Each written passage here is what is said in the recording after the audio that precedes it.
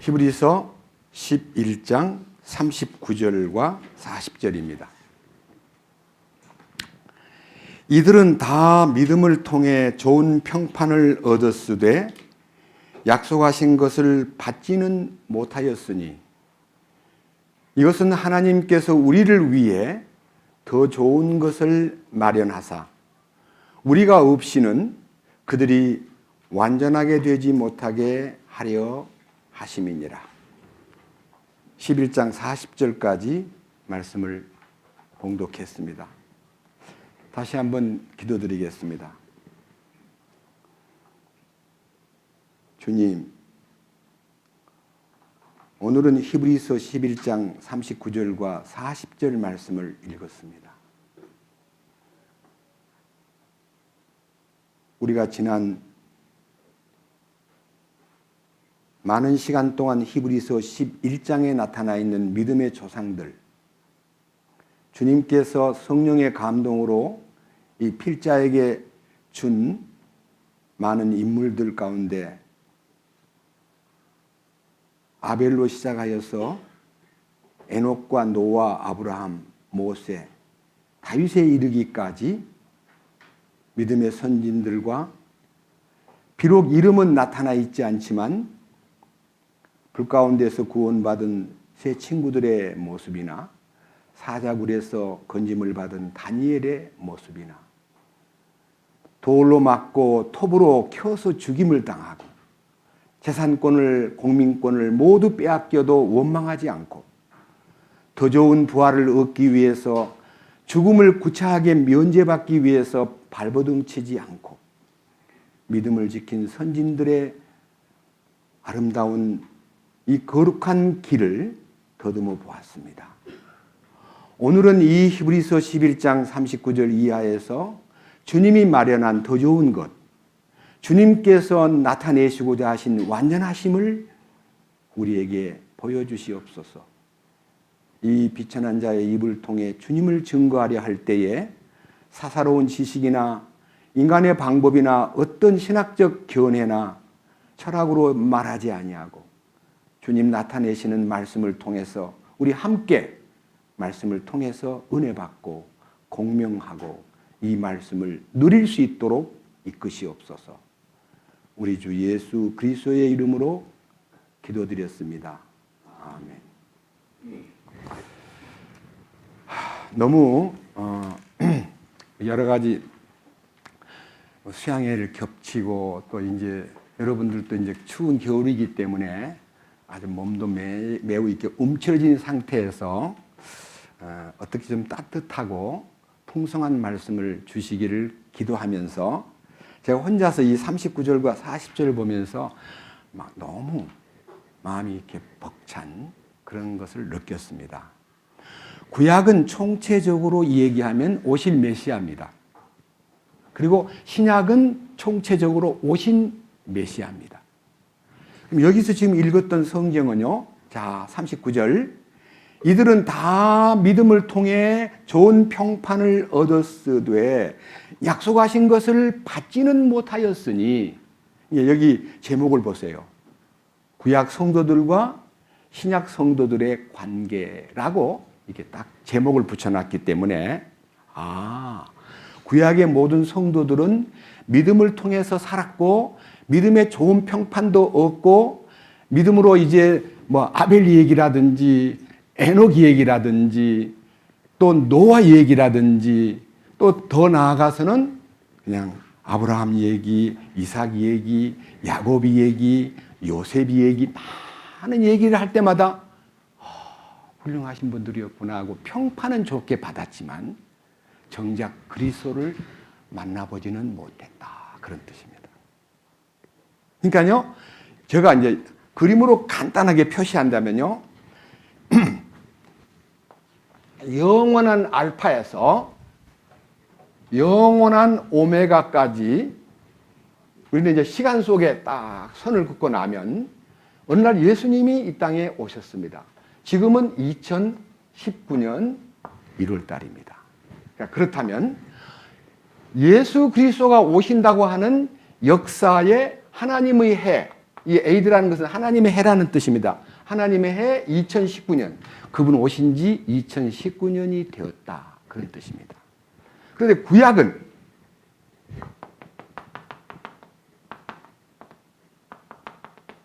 그림자입니다. 예, 그 하나님의 약속인 그림자만 보고도 간단하게 말씀드려서 아브라함은 이삭을 바칠 때 부활을 본 거예요. 마음에. 그러니까 부활한 예수님을 본 게 아니고 부활하실 예수님에 대한 약속을 마음속에 믿고 이 아들을 바쳐도 도로 살려낼 거다 하는 믿음을 가졌어요. 얼마나 위대한, 우리는 부활을 보고도 못 믿는데, 그러니까 아브라함은 부활을 보지도 못했는데 그 마음에 믿음이 있음을 보고 이 그림자를 보고도, 하나님이 나타나신 약속의 그림자를 보고도 너무너무 믿음이 좋은 평판을 얻었는데, 히브리서 11장 앞으로 한번 가보세요. 무슨 말인가 한번 보세요. 자, 11장 1절과 2절을 보겠습니다. 이제 믿음은 바라는 것들의 실체요 보이지 않는 것들의 증거니 그것으로 장로들이 좋은 평판을 얻었느니라. 믿음을 통해 우리는 세상들이 하나님의 말씀으로 지어진 줄을 깨닫나니 그런즉 보이는 것들은 나타나 보이는 것들로 만들어지지 아니하였느니라. 이 말은요, 많은 선진들이 주님의 약속을 그냥 그대로 믿고 말씀을 통해서 그대로 받아들이고 그리고 그 속에서 산 모습이 지금 많은 선진들의 발자취를 보고 좋은 평판을 얻었다. 그러니까 하나님에게도 인정을 받았지만 사람들에게도 좋은 평판을 받은 분들이다고 하는 이 두 가지, 하나님 보시기에도 이쁘고 사람들 보기에도 참 귀하신 분들이구나, 놀라우신 분들이구나라고 칭찬을 했다. 그다음 다시 봅니다. 그럼에도 불구하고 39절. 이들은 다 믿음을 통해 좋은 평판을 얻었으되 약속하신 것을 받지는 못하였으니 메시아를 못 만났다 이거예요. 그래서 이제 이 히브리서가 기록된 목적이 40절입니다. 40절. 이것은 이제 39절을 이게 연장시켜서 이것은 하나님께서 우리를 위해 더 좋은 것을 마련하사, 여기서 더 좋은 것이라고 하는 이 단어가 너무너무 우리 마음을 놀랍고도 풍성하게 만듭니다. 제가요, 히브리 이 헬라어 사전을 뒤져가지고 이 더 좋은 것에 대한 얘기를요, 제가 이 노트에다가 써가지고 매 다니면서 이렇게 읽고 또 읽고 그랬는데요. 더 좋은 것이라는 단어는요, 크레이션이라는 말은요, 무슨 말이냐면 크라티스라고 하는 좋은, 강한, 훌륭한, 뛰어난이라는 단어에서 유래한 비교급, 더 좋은, 더 아름다운, 더 뛰어난, 더 강한, 더 나은, 이게 더 낫다는 말은요, 구약에 많은 역사가 있고 제사가 있고 예배가 있고 많은 형상이 있지만은요, 예수님이 딱 나타나시니까요, 그림자만 보고 있던 사람들이 예수님 딱 오자마자 그 그림자를 보지 않고 실체를 보는 거예요. 이분이 바로 그분이구나. 예를 든다면요, 창세기 3장 15절에 여자의 후손이 나타난다. 그리고 뱀의 머리를 깨트릴 거다 하는 얘기를 들을 때 무슨 말이지? 라고 몰랐던 사람이 예수님이 십자가 사건을 통해서 여인의 후손으로 오신 그 때가 찼을 때 오신 그분이 뱀의 머리인 사탄의 권세를 깨트리고 자신이 영광스러운 생명을 드러낸 얘기에 대해서 그렇구나. 실체를 볼 때 마음속에서 굉장한 희열을 느낍니다. 히브리서는요, 총체적으로 히브리인들에게 보낸 편지였기 때문에 히브리인에게 국한시키지는 않고요, 히브리인들이 제일 좋아하는 게 뭡니까? 천사를 엄청 좋아합니다. 히브리서 1장 4절 한번 보십시다. 자, 히브리서 1장 4절.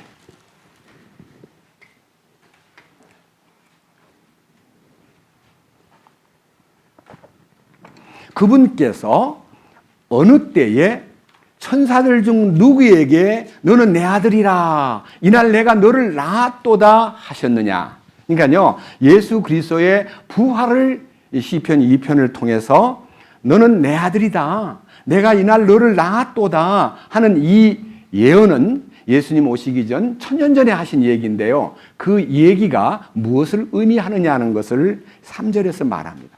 4절에서 그분께서 천사들보다 훨씬 더 뛰어나게 되신 것은, 여기서 훨씬이라는 단어를 빼고 더 뛰어남이라는 단어가 제가 방금 여러분 앞에 선포했던 콜레이션입니다. 영어로는 better 혹은 superior 혹은 excellent라고 표현되어 있더군요. 이 번역을 보니까. 그러니까요, 더 뛰어난, 더 아름다운, 더 훌륭한 그런 뜻입니다. 이 훨씬 더 뛰어나게 되신 것은 상속을 통해 그들보다 더욱 뛰어난 더욱 뛰어난 이름을 얻으셨기 때문이다. 여러분, 이 지구상에서 많은 인물들이 있는데, 불행하게도 역사 속에서는 위인들의 이름, 뭐 맹자나 공자나 뭐 석가모니나 뭐 마호멧이나 예수 그리스도나 이런 예수님을 그냥 석가나 공자 사이에다 넣어가지고 위인이라고 부르는데 그렇지 않습니다. 예수님의 이름이요, 얼마나 뛰어난 이름이냐 하면요, 에베소 1장 한번 보십시다. 예수님의 이름이 얼마만큼 뛰어난 이름인가. 에베소서 1장 290페이지입니다. 20절부터 22절까지 보면 그분의 이름이 어떤 이름인가 나타나 있습니다. 에베소서 1장 20절.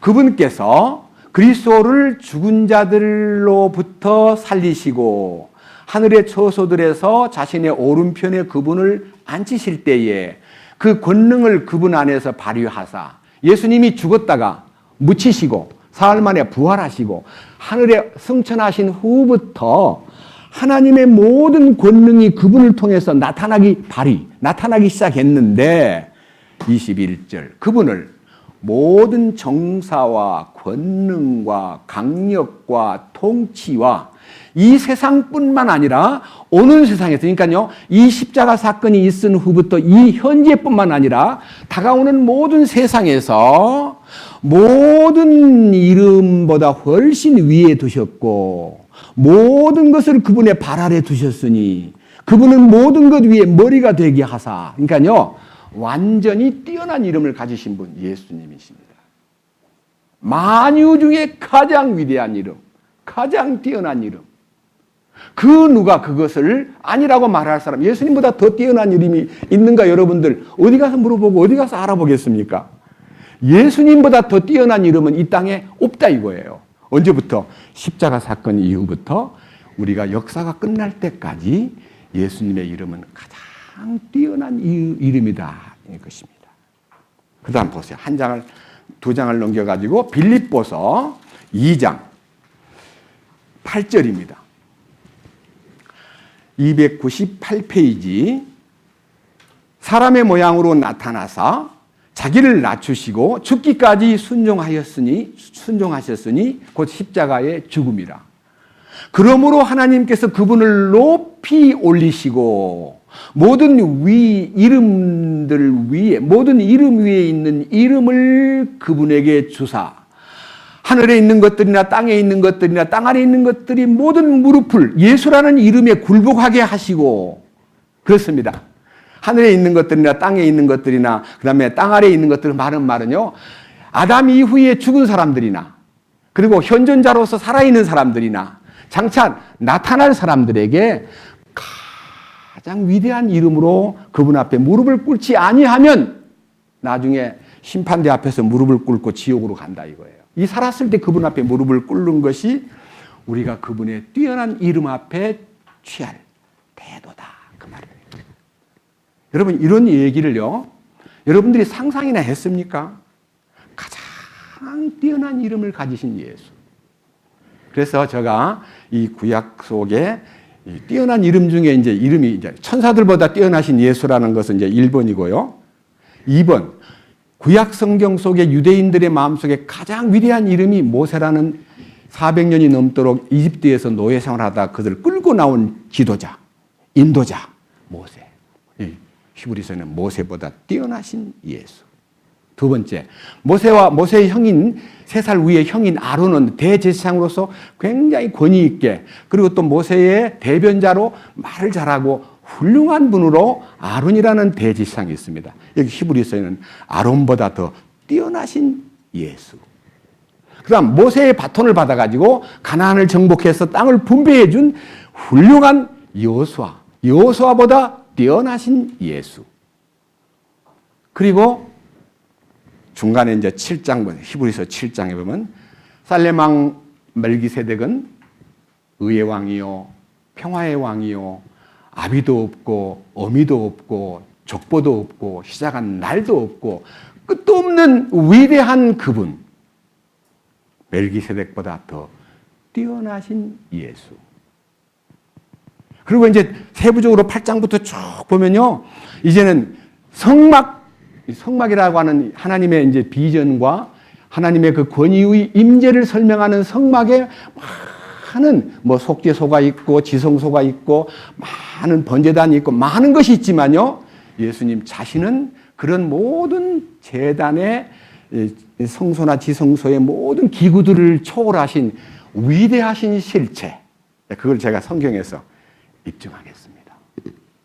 자, 이 말씀을 읽으면서요, 더 좋은 것이 그러면 뭐냐? 12가지로 제가 이제 이 히브리서에서만, 딴 데서 안 찾고요, 히브리서에만 놓고요, 기도하면서 더 좋은 것, 더 좋으신 이름, 아까 읽었던 본문 다시 보겠습니다. 히브리서 11장 40절.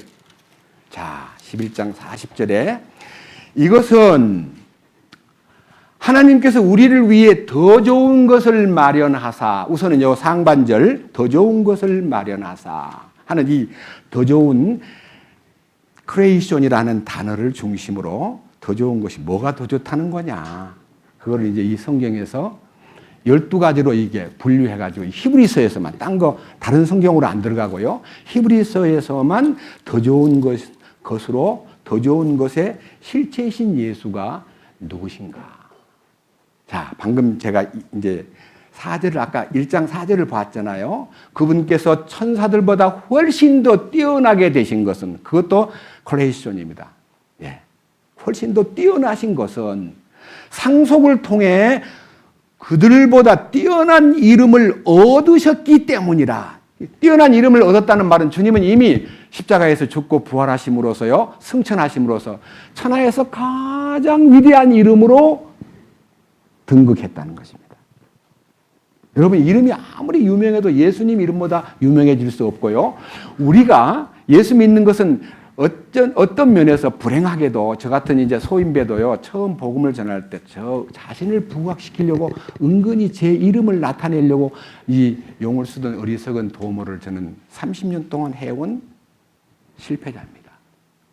예수님 이름만 드러내려고 노력을 해야 될 사람이 내 이름을 조금이라도 나타내려고 했다는 게 얼마나 부끄럽습니까?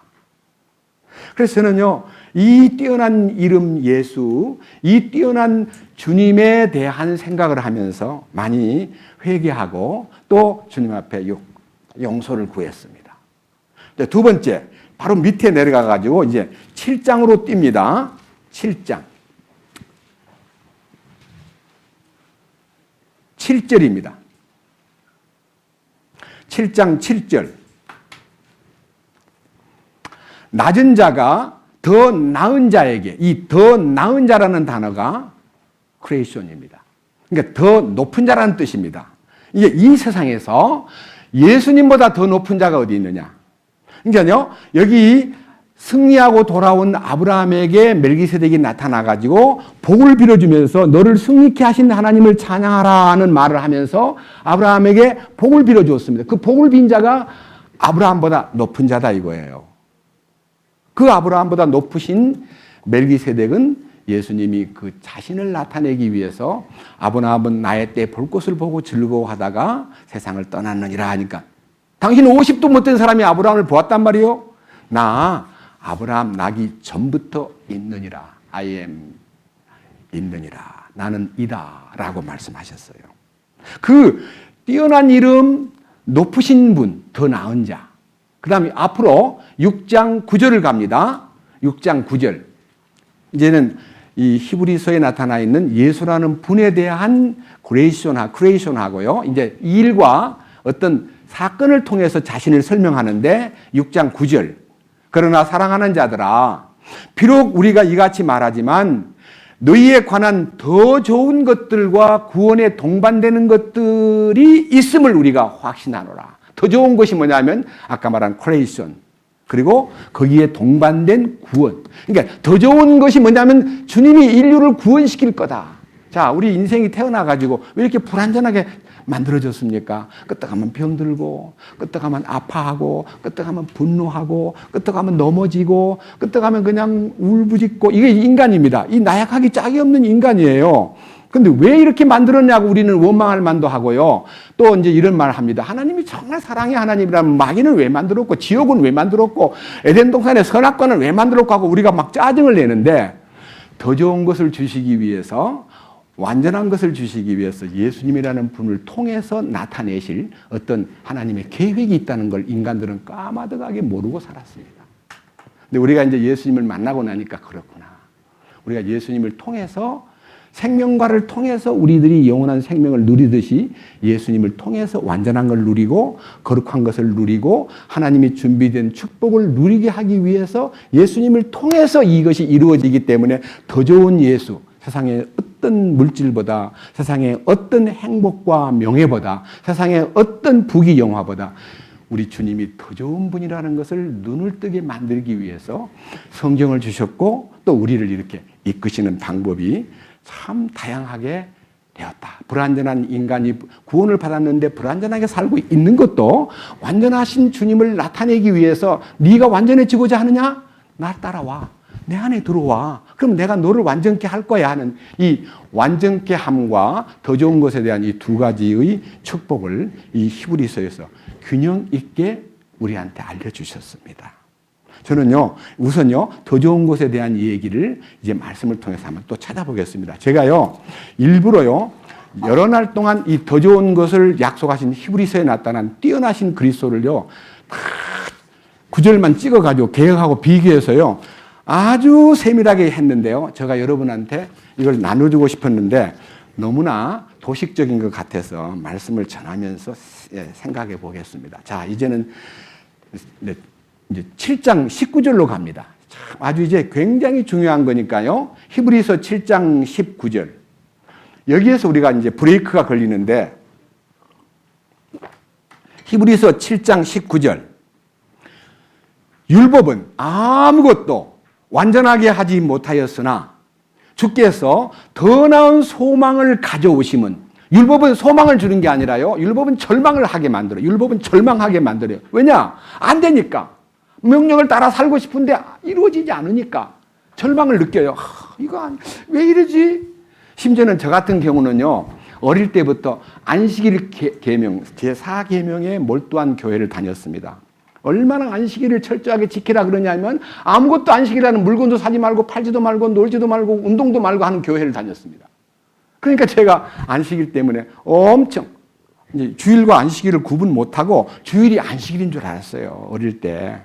그러다 보니까 참으로 마음속에서요. 안식일이라는 법이 안식일만 되면 막 이상하게 떨려요. 걱정스러워요. 야, 친구들이 놀러 오라면 어떡하지? 제가 공차기를 좋아했어요. 야, 공차로 와 그러면요. 안 가면 너 왜 안 와? 난 안 가. 일요일 날 축구도 안 했습니다. 그러니까요. 어떻게 하냐? 근데 늘 집에만 있다 보니까요. 나중에 이제 이 주일 날은 이제 놀러 가지 않고 공부도 안 했습니다. 공부는 학생의 일이니까. 내일 월요일 날 시험 친다 해도 일요일 날 공부 안 했습니다. 언제 했냐? 자정이 딱 넘어가지고 월요일 날 된다고 할 때 공부를 해야 되니까 새벽 2시에 일어났습니다. 그렇게 안식일 지키는 것에 대해서 참 노력을 했습니다. 이 보세요. 19절. 율법은 아무것도 완전하게 하지 못하였으나 주께서 더 나은 소망을 가져오심은 완전하게 뭐였어요? 하였으므로. 와, 이게 뭐야? 이게 눈을 뜨면요. 아하, 내가 노력해서 내 힘으로 완성하고 완전하게 되는 게 아니라 주님이 이루신 그 완전함으로 안으로 들어만 가면 완전하게 된다 그랬어요? 안 된다 그랬어요? 그분이 완전하게 하였으므로 우리가 이 소망을 힘입어 하나님께로 어떻게 한다고요? 가까이 나가는 거예요. 이게 이제 더 나은 소망, 여기 더 나은이라는 단어가 아까 제가 읽었던 크리에이션입니다. 그렇구나. 이제 이거를 이제 12가지로 나와 있기 때문에 제가 지금 읽어서 이제 다음은요. 22절 봅니다. 자, 7장 22절.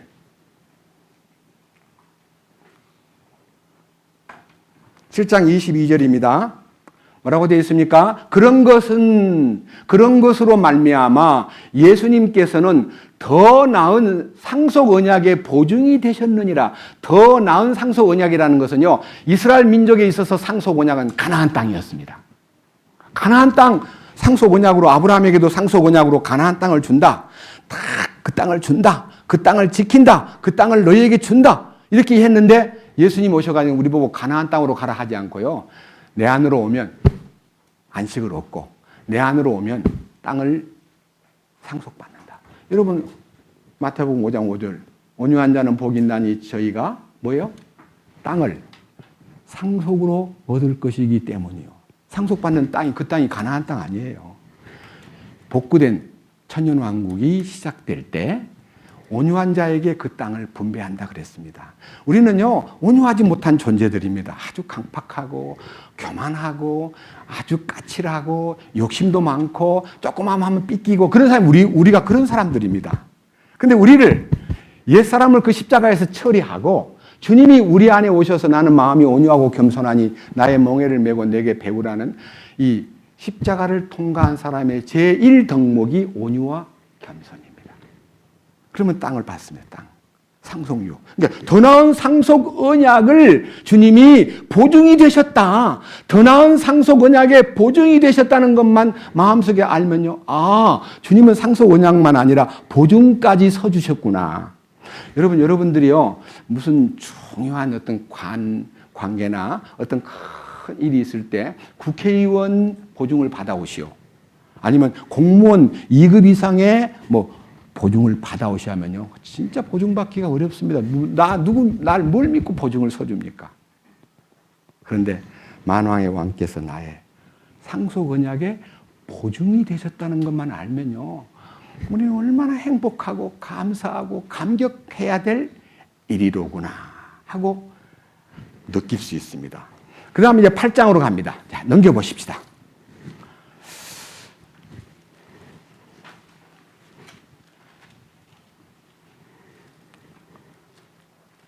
5절입니다. 이 제사장들은 모세가 성막을 만들려 할 때에 하나님의 권고받은 바와 같이 하늘에 있는 것들의 본보기와 그림자를 섬기나니 그분께서 이르시되 너는 조심하여 산에서 내게 보여준 양식에 따라 모든 것을 만들라 하셨느니라. 그러니까요, 성막을 만들 때 하늘에 실체가 있고 너 그것을 다 본 다음에 땅에다가 만들어라 했어요. 땅에 만들어 놓은 것은 그림자예요. 본보기고 샘플이에요. 여러분, 주택을 공사가 있는데 견본주택이라든지 이제 모델 하우스에 가면요, 이 구조가 이렇게 생겼구나 하고 이렇게 문을 쳐보면요, 전부 다 베니아판으로 만들어 놨어요. 맞아요, 안 맞아요? 거기 들어가서 입주해서 살 수 있어요, 없어요? 구경만 하라는 거야. 예? 그리고 정작 지어진 집에 가보니까 훨씬 탄탄하고 훨씬 깔끔하고 훨씬 실체의 집에 대해서 말씀하실 때 본보기를 보여주고 견본을 보여주듯이 여기 6절, 그러나 이제 그분께서 더욱 뛰어난 섬김의 직무를 얻으셨으며 그것에 의해 또한 그분은 더 나은 약속들 위에 세워진 훨씬 더 나은 언약의 중재자이시니라. 여기에 더 나은 약속, 더 나은 언약의 중재자라는 단어가 크리에이션입니다. 제가 왜 이 말을 하냐면요, 우리 주님을 말하기 위해서 이 단어가 있는 거예요. 예? 세상에 어떤 것보다 비교할 수 없는 엑설런트하고 여기서 말하고 있는 그분이 갖고 있는 훨씬 좋은 것들이 그분에 의해서 중재가 되었고 우리에게 그 언약의 중재자, 책임 있는 중재자. 우리 미안합니다. 이영성 형제님 중재자지요. 이 사람이 중재자예요. 예를 들면 파는 사람과 사는 사람 사이에서요. 다 일을 대행해 주면서 양쪽을 다 만족시키는 것이 중재자지, 한쪽만 만족시키고 한쪽을 불안하게 만들면 나 안 팔래요. 나 없는 걸로 합시다. 이래 내버려요. 그러니까 하나님 편에서도 하나님 만족하고 나도 하나님을 바라보면서 만족을 느낄 수 있도록 예수님이 중재자가 되셔서 우리를 인도하신다. 가장 위대하신 언약의 중재자 예수님. 그럼 믿을 수 있어요, 없어요? 있습니다. 저는 그 일에 대해서 참 감사를 드립니다. 그 다음에 이제 여기에서 한 걸음 더 나가서 이제는 9장으로 넘어갑니다. 9장. 자, 9장을 보면요. 23절입니다. 9장 23절. 339페이지 9장 23절. 찾으셨죠? 그러므로 하늘들에 있는 것들의 모형들은 이런 것들로 깨끗하게 할 필요가 있었으나 하늘의 것들 그 자체는 이런 것들보다 더 나은 희생물로 하여야 할지니라. 이 말은요, 하늘에서 보여준 형상을 따라 땅에다가 성막을 짓게 하고 그 지성소를 만들고 그 지성소에 하나님의 임재를 나타내면서 1년에 한 번씩 대제사장이 피를 들고 나가서 백성들과 자기의 죄를 깨끗게 하는 제사를 드리는데 거기에는 반드시 제물이 있어야만 들어갈 수가 있다. 제물이 없으면 지성소에 못 들어갑니다. 그런데 우리 주님이 이 땅에 오셨습니다. 그리고 자기를 드릴 때에 땅에 있는 지성소에 들어갔다면요, 뭐 사람이나 똑같은 애 이렇게 해서 예수님의 권위가 안 설 텐데 뭐라고 되어 있냐면요, 여기 보세요. 이제 24절에 더 나은 희생물로 그리스도께서는 뭐라고 되어 있어요? 그리스도께서는 손으로 만든 거룩한 처소들 곧 참된 것의 모형들 안으로 들어가지 아니하시고 하늘 그 자체 안으로 들어가사. 이게 이제 주님이 더 나은 이 땅에서 어떤 수많은 염소나 양이나 그래서 이제 히브리서 9장의 전반적인 흐름이 염소나 송아지의 피로 아니하고 자기 피로 영원한 속죄를 이루셨다라고 말씀하시면서 우리는 희생물의 가치는 예수님보다 더 승한 것, 더 위대한 것이 없다. 그리고 예수님은 땅에 있는 지성소를 통과하지 않고 하늘 자체 안으로 들어가셨다. 그래서 뭐라 그랬습니까? 자, 여기 24절 다시 읽습니다. 그리스도께서는 손으로 만든 거룩한 처소들 곧 참된 것의 모형들 안으로 들어가지 아니하시고 하늘 그 자체 안으로 들어가사 이제 우리를 위하여 하나님 앞에 나타나시느니라. 나타나셨느니라 하면 과거 시제인데요. 항상 현재예요. 항상 십자가에 못 박히실 때만 아니라 지금도 우리를 위해서 하나님 앞에 중보자로서 항상 우리를 위해서 대변하시고 중재하시고 중보하신다. 너무 놀라운 얘기입니다. 이 말씀을 읽을 때요, 참 놀라운 사실들이구나. 자, 보세요. 25절. 또 그분께서 대제사장이 해마다 다른 것들의 피를 가지고 거룩한 곳 지성소에 들어가는 것 같이 자주 자신을 드려야 할 필요가 없으시니 한 번 들어가면 끝이에요. 하늘 지성소에 들어감으로써 끝이에요. 한 번 1회로 끝이에요. 만약 자 보세요. 26절. 불완전한 상태에서 하늘 지성소에 들어간 것이 불완전한 사건이었다면 그분께서 반드시 세상이 창건된 이래로 자주 고난을 당하셨어야 할 것이라. 죽고 또 죽어야 돼요. 그러나 이제 세상 끝에 그분께서 단 한 번 나타나사 자신을 희생물로 드려 이 땅의 죄를 제거했습니다. 완전하게. 그분은요, 하늘 지성소에 들어갔을 때 이 땅의 과거의 죄, 현재의 죄, 미래의 죄를 완전히 도말하셨어요. 그것이 더 나은 희생 제물이신 예수님을 얘기하는 것입니다. 저는요, 이 히브리서의 흐름을요, 포착하면서 이렇게 곳곳에 숨어 있는 것을 히브리서 강좌를 할 때는 몰랐다가 이 더 나은이라는 단어 하나를 놓고 기도하다 보니까요, 너무너무 막 가슴이 뛰는 거예요. 이 예수님이 더 나은 희생물이 되셨구나. 이거를 우리가 몰랐구나. 한 장 넘겨보세요. 10장. 이제는 10장.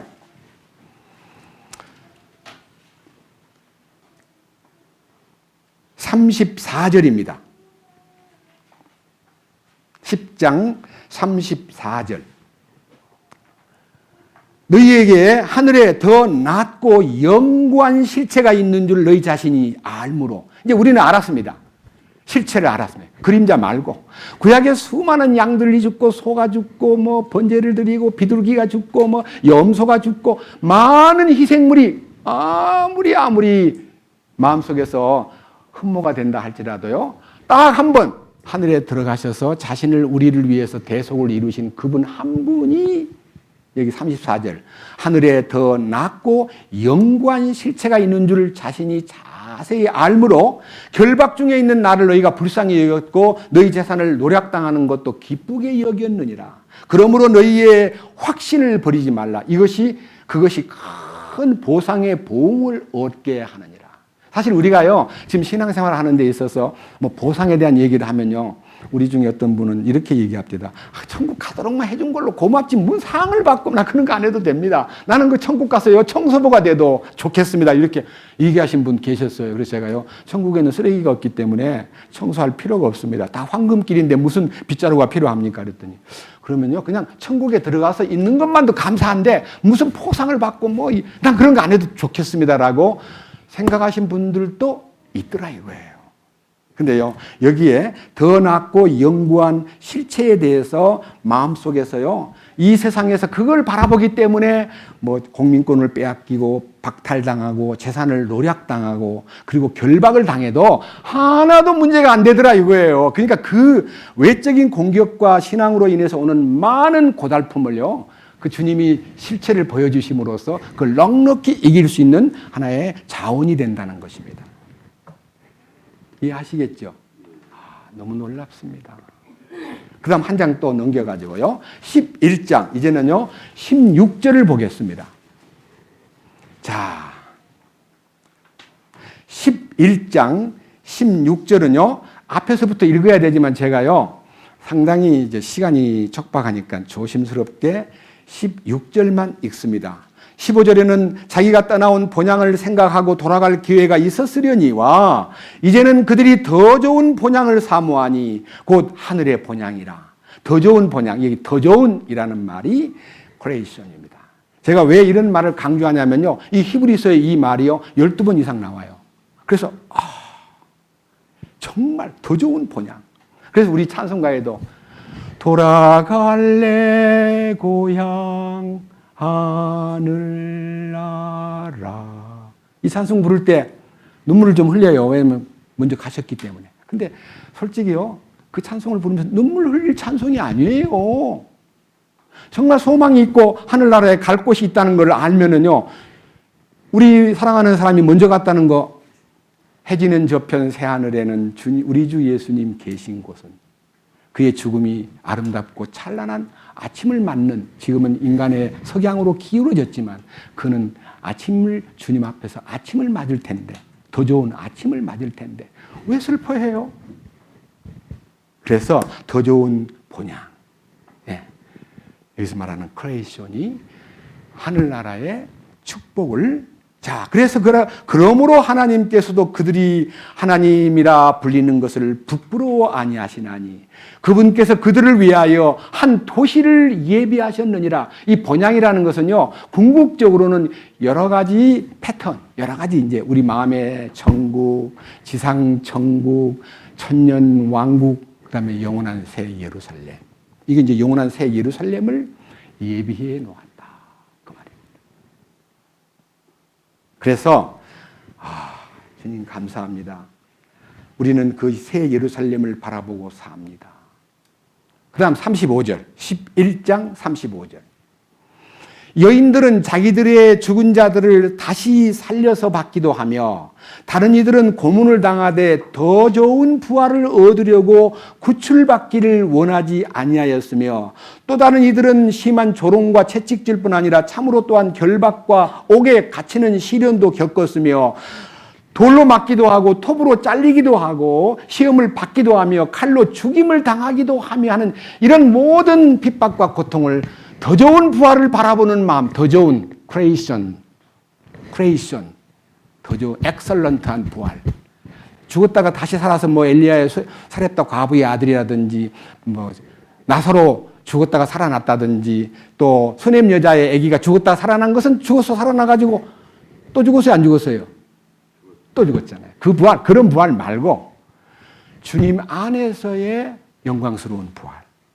이 성도의 부활은요, 영원한 부활인데 이 영원한 몸의 부활에 순식간에 호련히 변화되는 그 부활에 참여하려면요, 이 속에 부활 생명이 내재하고 부활 생명을 소유한 사람에게만 국한된다는 얘기를요, 이렇게 말하면요, 사람들이 에이, 어떻게 믿든 그냥 뭐 꼭 부활을 경험해야 돼? 그냥 예수 믿고 그냥 구원받으면 됐지 하고 너무 쉽게 말하는 분들도 있으나 이 진리에 접하고 이 진리에 눈을 뜨면 절대로 군봉이가 변해서 나비되지 않습니다. 반드시 다가와야 될 나방이가 되기 전에, 부활하기 전에 꼬치가 돼야 돼요, 꼬치. 꼬치는 대롱대롱 매달려 있잖아요. 뭐예요? 죽음은 의미예요. 근데 거기서 어느 날 탁 뚫고 나오잖아요. 우리는 죽음 안에 갇혀서 나 자신을 버려야 주님의 부활에 영광스럽게 참여할 수가 있습니다. 참으로 놀라운 얘기입니다. 생각할수록 감사합니다. 그래서 오늘 본문에 들어갑니다. 40절. 자, 뭐라고 되어 있습니까? 40절. 이것은 하나님께서 우리를 위해 더 좋은 것을 마련하사, 이 더 좋은 것이 뭐냐? 이제 결론입니다. 그 다음 보세요. 우리가 없이는 그들이 완전하게 되지 못하게 하려 하심이라. 우리가 없이는 완전하게 된다는 것이 뭡니까? 우리가 누구예요? 신약의 성도들입니다. 주님 오시기 전에 믿었던 구약의 성도들은 오실 분을 기다렸지만, 그림자를 쫓아갔지만, 우리는 실체이신 주님과 관계를 맺고 하늘에 더 좋은 소망과 더 좋은 부활을 꿈꾸면서 그분이 더 좋은 것을 주신다는 것에 대해서 준비해야 될 약속이 11장 40절 하반절입니다. 뭐라고 되어 있어요? 우리가 없이는 그들이 완전하게 되지 못하게 하려 하시며, 완전하게 되는 건 뭡니까? 구약 성도들에게 믿음을 주시면 히브리서 12장 2절에 창시의 믿음과 완성의 믿음이 있는데, 저는 새롭게 이번에 이 말씀을 조명하다 보니까 아하, 최초의 믿음을 주신 그 믿음이 창시의 믿음이라면 완성의 믿음은 주님이 완성시킨 믿음이다. 그렇다니까 구약의 성도는 창시의 믿음을 갖고 있고 신약의 성도는 완성의 믿음을 갖고 있어야 마땅하다. 그걸 알게 됐습니다. 완전케 하시는 거. 이제 제가요, 이 히브리서에 나타난 완전케 하심에 대한 8가지 부활의 능력으로 표시된 내용들을 덮어보면 더 좋은 것 속에 주님이 완전하게 하신 것이 어떤 과정과 어떤 일을 통해서 우리를 완전에 이르게 하셨는가에 대해서 알아야 되는데, 너무 이건 신비한 문제이기 때문에 성경을 좀 주의 깊게 보십시다. 완전케 하심. 마태복음 5장 48절 기억하십니까? 내 아버지가 완전하시니 너희들도 완전하라. 그건 십자가 지시기 전에 하신 말입니다. 하나님의 완전하심을 이 땅에다가 실현시키기 위해서 내 아버지가 완전하시니 너희들도 완전하라고 말만 해놓고 우리는 불완전 속에서 허덕거리고 넘어지고 죄짓고 하는 것을 주님이 딱하게 여겨서 우리를 완전케 하시기 위한 작업, 그의 하신 일을 이 히브리서 전체에서 8단계로 조명할 수가 있습니다. 제가 이 말씀을 완전케 하는 이 일에 대해서 너무너무 마음이요 감사해서 오늘은요, 여러분에게 오늘 나오신 여러분들과 이 말씀을 듣는 많은 분들에게 완전하게 되는 것은 우리 힘으로 하는 거 아니구나, 그걸 알게 돼요. 히브리서 12장 2절에 우리의 믿음의 창시자요 또 완성자이신 예수님을 바라보자. 완성자이신 예수, 완성자이신 예수가 어떻게 완성했다는 거냐? 히브리서에 다 나와 있어요. 내 아버지 완전하심 같이 너희들도 완전하라는 명령만 한 게 아니라 친히 완전하게 하셨어요. 제가 이제 그 8단계를요, 앞으로 넘기십시다. 2장으로 갑니다. 히브리서 2장 말씀에서 10절, 11절. 자, 히브리서 2장 10절입니다. 자신을 위해 모든 것을 존재하게 하시며 또 자신으로 말미암아 모든 것을 존재하게 하시는 그분께서 많은 아들들을 영광으로 데려가시는 일에서 그들의 구원의 대장을 고난들을 통해서 완전하게 하심이 합당하도다. 첫째, 누가 완전하게 됐어요? 예수님. 육신의 몸을 입고 와서 그는 인간의 몸을 입고 왔기 때문에 불완전한 환경에서 불완전한 사건과 불완전한 요소가 깔려있는 속에서 그분이 구원의 대장과 영원한 하나님의 영광으로 그의 아들들을 끌어가려고 그가 고난을 통하여 완전하게 하심. 완전하게 하심이라는 말이 뭔 말입니까? 우리 주님이 완전을 이루셨다. 그런 뜻입니다. 자, 그 다음에 이제 그가 완전하게 하시고 혼자만 완전하게 된 상태에서 부활해가지고 이제 올라가 버렸으면 우리는 그림의 떡볶이요. 그분 완전하신 분은 떠나셨네? 우리는 어떡할까? 하는데 그분이 성령으로 오셔가지고 여기 11절. 거룩히 구별하시는 분과 거룩히 구별된 자들이 다 하나에서 났으니 이런 까닭에 그분께서 그들을 형제라 부르기를 부끄러워하지 아니하시고 이르시되 내가 주의 이름을 내 형제들에게 밝히 보이고 교회의 한가운데서 노래로 주를 찬양하리이다. 또다시 내가 그분을 신뢰하리니 또다시 나와 하나님께서 내게 주신 자녀들을 보라 하시느니라. 그러니까 우리 주님이요, 이 천박하고 더러운 죄인을요, 여러분 거지 같은 애를 갖다가 저 내 동생이야 그러면 참 창피하잖아요. 그래요, 안 그래요? 여러분 이 길가에서 제가 제 동생이 하나 있는데 거지가 있다 그럽시다. 쟤 내 동생이야 그러면은 창피하게 보여요, 괜찮게 보여요? 그럼 어떻게 하면 창피하지 않아요? 데리고 가가지고 거룩을 옷 입히면요, 나 닮은 동생 탁 세워. 제 동생입니다. 우리 주님은요, 우리를 하나님 앞에 소개할 때 거룩하게 하셔가지고 거룩하게 하실 뿐만 아니라 그를 데려다가 하나님 앞에 제 형제입니다 라고 말하기를 부끄러워하지 않았기 때문에 저한테 어떤 분이 왜 목사라고 불리면 좋은데 왜 자격증을 안 따고 운전하는 운전수 같이 운전면허증도 안 따고 운전하는 사람이라고 저보고 얘기하는 분이 계셔요. 여기 오고 싶은데 저 사람은 목사 자격증을 안 땄기 때문에 못 오겠다래. 나는 형제라 부르기를 좋아해요. 왜? 우리 주님도 나같이 미천하고 더러운 자를 옷 입혀가 당신의 의의 옷을 입혀가지고 자기 형제라 부르기를 부끄러워하지 않는데 우리가 형제라 부르는 것이 얼마나 영광스러운 이름입니까? 그래서 저는 목사라는 이름 부르는 것이 오히려 창피합니다. 그렇게 불리는 것이 제 마음에 그렇게 썩 달갑지 않습니다. 여기 주님께서 우리를 위해서 완전하게 되시기 위한 작업을 하셨는데 5장으로 넘어가십시다. 히브리서 5장 8절입니다. 히브리서 5장 8절. 그분께서 아들이실지라도 친히 고난받으신 일들로 말미암아 순종하기를 배우사 뭐예요? 완전하게 되셨으므로. 자, 우리 주님이 고난을 통해서 완전에 이르렀습니다. 십자가의 죽으심을 통해서 완전을 이루셨습니다. 그분이 구원을 완전히 이루셨습니다. 여기서 아들이실지라도 친히 고난받으신 일들로 인하여 순종하기를 배우사 완전하게 되셨으므로 자기에게 순종하는 모든 사람에게 영원한 구원의 창시자가 되시고. 그래서 우리가 완전해지기 위해서는 어떻게 해요? 구원의 창시자이신 예수님 안으로만 들어가면 됩니다. 이 불완전한 요소를 지닌 내가 어떻게 주님 안으로 들어갑니까? 조건이 딱 한 가지입니다. 내가 죽어야 됩니다. 근데 이건 자살하라는 말 아닙니다. 주님의 죽으심에 연합하도록 장치를 해놓고 십자가 안으로 들어와. 너는 그 안에서 죽었어. 이제 내 안에 들어오면 너는 완전하게 된 거야. 이게 완전하게 된다는 것에 대한 많은 혼돈 속에 빠져있는 사람들에게 초대를 하는데 6장 1절입니다. 6장 1절 뭐라고 되어 있어요? 히브리서 6장 1절. 그러므로 제목이 뭐예요? 완전함으로 나아가자. 우리가 그리스도의 교리의 기초 원리를 떠나, 기초 원리가 뭡니까?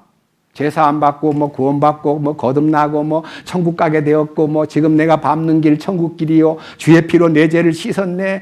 내가 매일 기쁘게 순례의 길 행함은, 이렇게 해가지고 이 기초 교리에 막 만족해서 방방 뛰고 있습니다. 근데 뭐라 그래요? 기초 원리를 떠나라. 그리고 뭐로 가라 했어요? 완전함으로 나아가라. 완전함으로 나아가는데 기초 교리가 뭐냐? 죽은 행위로부터의 회개, 하나님을 향한 믿음, 침례받는 거, 안수받는 거, 또 죽은 자의 부활에 대한 교육, 영원한 심판의 기초, 이런 걸 다시 놓지 말아라. 그리고 하나님께서 허락하시면 우리가 완전하게 되리라. 우리가 완전하게 되리라. 완전함으로 오라고, 나아가라고. 하나님이 네 마음을 보시고 허락을 해주는데 완전함은 다 이루어 놨다는 것입니다. 여기에 대한 이제 깊은 세부적 소위 말하는 디테일을요, 7장에서 말씀드리겠습니다. 자, 7장으로 넘어갑시다. 7장 19절. 7장 19절 다시 봅니다. 아까 봤습니다. 율법은 아무것도 완전하게 하지 못하였으나 주께서 더 나은 소망을 가져오심은 완전하게 하였으므로 완전한 것이 끝났어요, 안 끝났어요? 율법을 다 이루셨기 때문에 내가 율법을 폐하러 오지 않았다. 율법을 완성하러 왔다.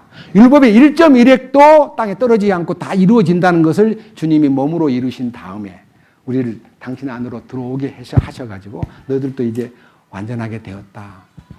완전하게 너희 안에도 모든 것이 이루어졌다고 말씀하시는 이 신비의 가르침이 주님 안에 더 나은 예수, 뛰어난 예수님 안에서 누릴 수 있는 축복이다, 그 말입니다.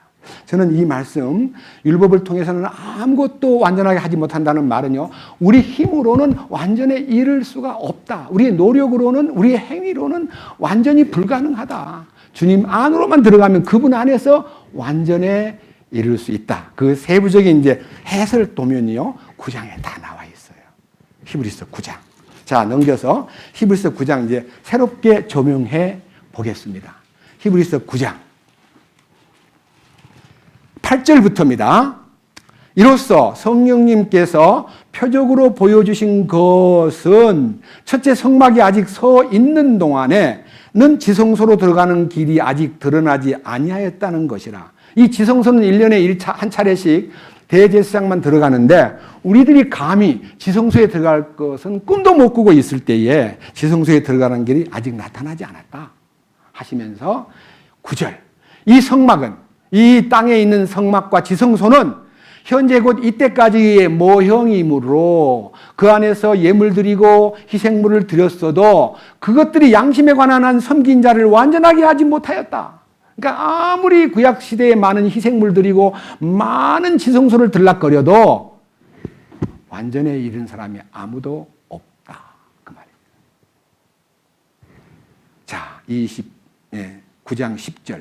이 성막은 단지 먹는 것과 마시는 것과 여러 가지 씻는 것과 육신에 속한 규례들로만 유지되어 개혁의 때까지 그들에게 부과되었느니라. 예수님 오시는 날 개혁하는, 완전히 그것을 뒤집어 엎어버리고 자기를 드러내는 일이 주님이 이룰 때까지는 그것이 인간들에게 부여되고 그것을 실행하라고 가르쳐 왔으나 11절. 그러나 그리스도께서는 다가올 좋은 일들의 대제사장으로 오시되 손으로 만들지 아니한 성막 곧 이 건물에 속하지 아니한 더 크고 완전한 성막을 통해 오셔서, 완전한 성막, 그것은요 하늘에 속한 성막입니다.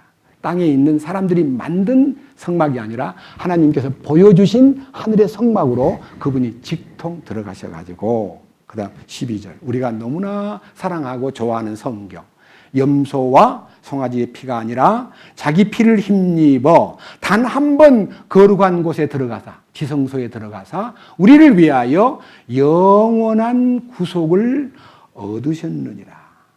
영원한 구속을 얻으셨느니라. 그래서 우리 주님이요, 이 땅에서 제사를 드려가지고 희생물을 통해서 속죄받는 길이 이제는 끝났고 예수 그리스도를 통해서 영원히 이루어놓은 완전한 구원에 대해서 눈을 떠야 된다는 것을 알려주기 위해서 이 9장 내용이요 아주 세밀히 나와 있는데 여기 밑에 그 일을 설명하기 위해서 이제 22절부터 제가 읽겠습니다.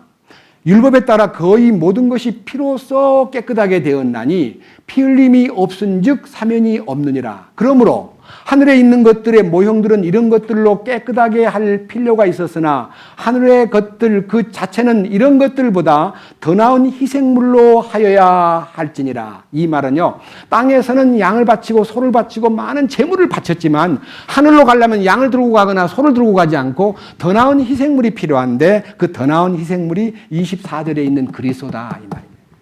그리스도께서는 손으로 만든 거룩한 처소들 지성소 안 곧 참된 것의 모형들 안으로 들어가지 아니하시고 땅에 있는 지성소로 들어가지 아니하시고 하늘 그 자체 안으로 들어가사 이제 우리를 위하여 하나님 앞에 나타나시느니라. 그러니까 하나님께 자기를 나타내신 것은 우리의 모든 문제를 불완전한 요소와 모든 연약한 우리의 인생을 책임져 주기 위해서 그분이 완전케 하심을 위하여 또 보세요. 25절. 또 그분께서는 대제사장이 해마다 다른 것들의 피를 가지고 거룩한 곳에 들어간 것 같이 자주 자신을 드려야 할 필요가 없으시니 그랬더라면 그분께서 반드시 세상의 장건 이래로 자주 고난을 당하셨어야 고난당한다는 말은 죽었다 그 말입니다. 죽으셨어야 할 것이라. 그러나 이제 세상 끝에 그분께서 단 한 번 나타나사 자신을 희생물로 드려 죄를 제거하셨느니라. 근데 저는요, 이 말씀을 읽으면서요, 주님이 그 한 번 이루신 그 과제가 영원한 효력을 발생하고 있고, 지금도 그 효력이 우리에게 나타나고 있다는 것은 그분의 살아계심을 증거하는 것입니다. 그리고 한 가지 아십시오. 주님 오실 때 우리의 입장. 밑에 보십시오. 28절. 이와 같이 그리스도께서도 많은 사람의 죄들을 담당하시려고 단 한 번 드려지셨으며 또 자신을 기다리는 자들에게 죄와 상관없이 두 번째 나타나사 구원에 이르게 하시리라. 이 말을 잘못 아는 사람은요, 십자가에서 우리를 죄와 상관없이 해놨기 때문에 문제없어 이렇게 생각하는 사람들이 많으나 십자가의 구속의 은혜를 힘입어서 죄와 상관없이 사는 사람들에게 주님이 두 번째 와서 데리고 간다는 뜻입니다. 죄와 상관이 없어야 됩니다. 왜? 십자가를 통해서 죄에 대하여 죽고 의에 대하여 살라고, 불의의 도구로 사용되지 말고 의의 도구로 사용되라고. 한 입으로 찬송과 저주를 하는데 네가 저주를 하는 입을 가졌다면 아니야. 찬송 부르는 그 입 가지고 찬송 부르는 입으로 유지되고, 샘이 한 구멍에서 뒷물과 탄물을 내겠느냐. 어제 와서 교회에서 막 찬송 부르고 좋아하다가 돌아가가지고 누구를 욕해? 쓴물을 내면 안 돼. 한 샘이 흐르게 하라. 네 속에 두 샘이 있게 하지 말아라. 이게 이제 죄와 상관없이 두 번째 나타나사 구원에 이르게 한다는 말은요, 처음 오신 예수님은 죄인을 구하러 오셨고요, 다시 오시는 예수님은 죄인을 데리러 온 게 아니라 누굴 데리러 왔어요? 의인. 의인 중에서 누구 의인? 주님의 의로 단장한 의의 세마포를 입은 사람. 흰옷을 입은 사람 데리러 와요. 흰옷을 못 입으면 못 가요. 너무 중요한 얘기입니다. 이걸 읽으면요, 이게 뭐야? 그래서 우리에게 지성소를 체험하도록 이끄시는 겁니다. 넘겨보세요. 자, 이제는요, 지성소로 이끄시는 손길 10장 1절입니다. 율법은 다가올 좋은 일들의 그림자는 가지고 있으나 그 일들의 형상 그 자체는 아니므로 그들이 해마다 계속 드린 그런 희생물로는 거기에 나오는 자들을 결코 어떻게 할 수 없다? 예, 그러니까요, 우리들의 몸으로, 우리들의 노력으로 재물을 갖고 가서 재물을 아무리 많이 바쳐도 이사야 1장에 보면 너희의 무수한 재물이 내게 무슨 기쁨이 되느냐. 그 재물 가져오지 마라. 내 마당만 밟을 뿐이니라. 주님이요, 재물을 거부한 곳이 있어요. 갖고 오지 말래요. 왜? 죄 속에 살면서 뭔 재물만 자꾸 들고 오냐. 나는 그 싫다. 깨끗한 재물은 이사야 1장 18절에 나와 변론하자.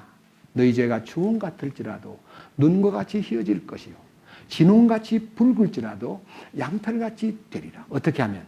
너희가 즐겨 순종하면 땅의 아름다운 소산을 먹을 것이요 거절하거나 배반하면 칼에 삼키우리라. 여호와의 말이니라. 그래서요, 우리는 순종 하나만 갖고 가는 거예요. 그래서 여러분들이 성경에 순종이 뭐보다 낫다 그랬어요? 제사보다 낫고 듣는 것이, 음성을 잘 듣는 것이 수양의 기름보다 낫다. 그러니까요, 우리는 말씀 순종하고 듣는 것에 마음을 기울여야 돼요. 우리가 뭘 얼마나 많이 안다고. 그래서 듣기는 속히 하고 말하기는 더디하며 성내기도 더디하라. 사람이 성내는 것은 하나님의 의를 이루지 못한다.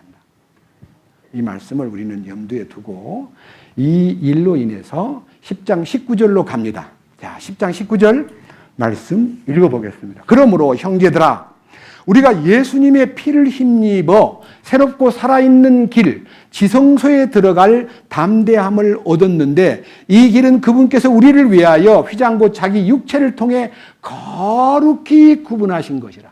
1년에 1차례씩 대제사장만 들어가던 그 거룩한 장소에 우리를 들어오래요. 지성소로 들어오래요. 여러분, 거룩해지는 방법이 뭡니까? 하나님의 거룩하심 속에 접촉만 해도 거룩해집니다. 옷깃만 만져도 혈루병이 도망가 버렸습니다. 예수님의 거룩하심 안에 있는 이 말씀, 한 말씀을 만지기만 해도 거룩해집니다. 완전해집니다. 이런 것들이 우리에게 허락되었구나. 주님, 감사합니다. 우리가 이런 축복을 우리 마음속에 받았다는 것은 너무나 엄청나고 놀랍습니다. 그래서 우리는 우리가 할 일이 뭐냐? 주님이 모든 것을 완전하게 이루셨기 때문에 우리를 어떻게 하기를 원하느냐 하면요. 자, 이제 하나 보고 결론을 내리겠습니다. 10장 11절. 10장 11절. 제목이 뭡니까? 그리스도의 희생이 성도들을 완전하게 함이란 말은 완전하게 함이라는 건 피동형입니까? 능동형입니까?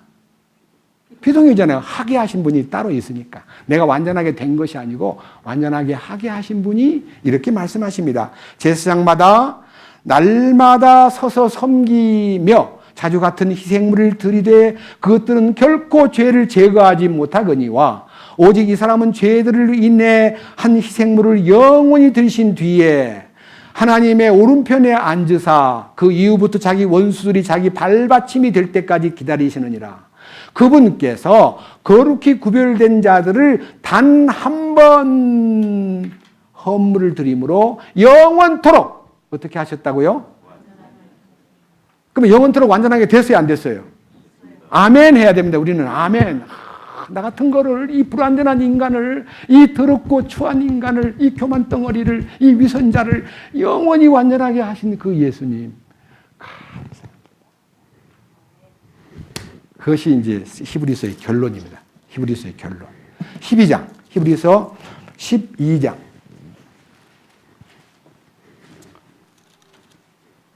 2절입니다. 우리의 믿음의 창시자요 또 완성자이신 예수님을 어떻게 하자고요? 바라보자. 그분께서는 자기 앞에 놓인 기쁨으로 인해 십자가를 견디사 그 수치를 멸시하시더니 이제 하나님의 왕좌 오른편에 앉으셨느니라. 우리가요 십자가를 통과한 사람은요 멸시천대를 받게 됩니다. 참 정말 말로 다 못할 십자가를 깨닫고 나서 연합한 사람은요 무수히 많은 시험이 옵니다. 이 행함을 나타내기 위한 주님의 작업이 전제 조건이 시험입니다. 야고보서 1장 2절 이하에 여러 가지 시험이 옵니다. 마음에 안 맞는 일이 막 닥칩니다. 그럼 어떻게 해야 돼요? 입으로 불평하고 그것에 대해서 왈가왈부할 게 아니라 기쁨으로 받아야 돼요. 주님 감사합니다. 저도요 십자가를 전하면서 많은 오해와 핍박과 공격을 받았지만 짜증내고 막 인상 쓰고 뭐야 이게 이렇게 하지 않았습니다. 감사합니다. 기쁨으로 받겠습니다. 주님 도와주십시오. 지혜를 주십시오. 주님이 다 알아서 좀 해주십시오. 저는 아니올시다. 저는 아닙니다. 이것이 우리의 기도여야 돼요. 자, 그래서 이제 마지막 13장으로 갑니다. 13장. 20절과 21절이 이 히브리서에 나타나 있는 완전하게 하심에 대한 결론입니다. 너무너무 좋은 성경입니다. 이제 13장 20절, 양들의 큰 목자이신 우리 주 예수님을 영존하는 언약의 피를 통해 죽은 자들로부터 다시 이끌어내신 평강의 하나님께서, 그러니까 사망 권세에서 이끌어낼 뿐만 아니라 내 자신의 아담 안에 있는 죽은 운명을 생명의 부활로 나타내셔서 21절, 반드시 예수 그리스도를 통해, 아까의 20절에는 예수님을 영존하는 언약의 피를 통해 라고 말했듯이 21절에 예수 그리스도를 통해 모든 선한 일에서 첫째, 뭐라 그랬어요? 너희를 완전하게 하사. 완전하게 하사. 자신의 뜻을 행하게 하시고, 이 자신의 뜻을 행하게 한다는 이 말이 까드림이 있습니다. 하나님의 뜻을 따르게 하시고, 그 다음에 자신의 눈앞에서 매우 기쁜 것을 너희 안에서 이루시기를 원하노라. 그분이 좋아하는 것, 기뻐하는 걸 우리 안에서 그분이 이루셔요. 내가 하는 거 아닙니다. 하나님 기쁘게 노력하는 거 아닙니다. 내가 연보 많이 내고 교회에 충성하고 성경 많이 보고 선한 일을 많이 한다고 주님이 좋아하는 게 아니라 나는 할 수 없다는 것을 알고 자기를 내려놓은 사람. 주님이 당신이 기뻐하시는 일을 우리 안에 이루신다고 말씀하셨습니다. 사도 바울의 고백입니다. 그런데요, 제가 꼭 여러분 앞에 이 사도 바울과 똑같은 사도 베드로의 고백을, 이 말씀과 연관된 고백을 제가 읽어드리겠습니다. 자, 넘겨가지고요, 베드로 전서 5장으로 가봅시다. 베드로 전서 5장. 너무너무 놀라운 얘기입니다.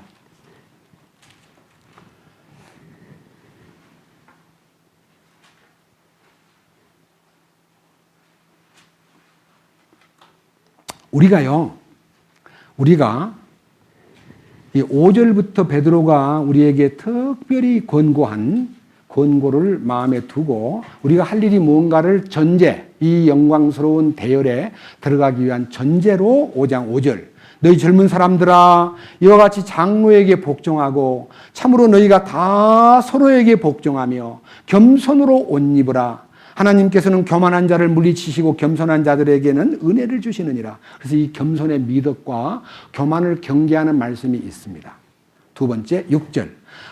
그러므로 하나님의 강한 손 밑에서 스스로 겸손하라. 하나님의 강한 손길과 하나님의 강하신 이끄심을 네가 믿는다면 네 나서지 마라.